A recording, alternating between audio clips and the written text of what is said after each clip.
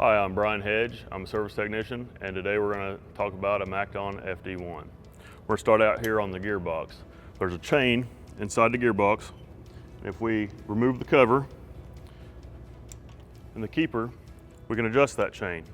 We just want to tighten it until we just feel it get snug and then back it off half a turn. We do not want to over tighten this chain. Inside of the gearbox, can be checked through this plug, is 85-140 oil. We have to check this with the head down in cutting position. The next thing we want to check is our oil filter. It should be changed after the first 50 hours and then every 250 hours afterwards. The next thing we want to look at is our drum. Inside of this cover is an idler sprocket. We want to loosen the nut on the idler sprocket and turn the thumb screw to tighten it up. We just do it hand tight. We don't need a wrench to tighten it. The next thing we want to look at is our finger guides.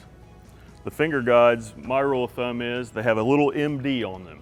Once that MD is wore off, the finger guide is ready to replace. We also want to look at all of our fingers and make sure they're not bent.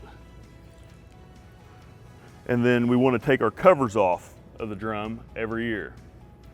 We want to blow out the drum and make sure there's just not trash inside. There's a clutch on this right end that has to work back and forth, and full of trash, it cannot do that. With the head on the combine, we need to check our drum height. We need to have the head tilted out to D and off the ground. What we're looking for is we have 5/8 clearance between the stainless pan and the flighting. While we're here, we'll take a look at our fingers and make sure none of them are bent or out of time.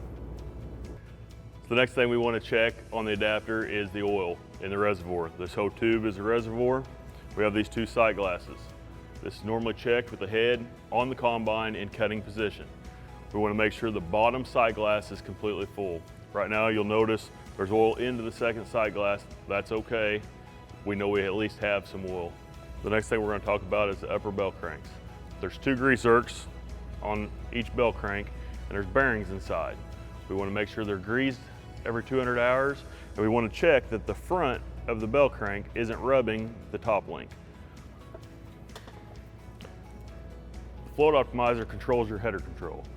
We want to make sure that it doesn't have debris inside of it, and we want to make sure that our header cable that runs through it isn't frayed. If the header cable breaks, you won't have automatic header control.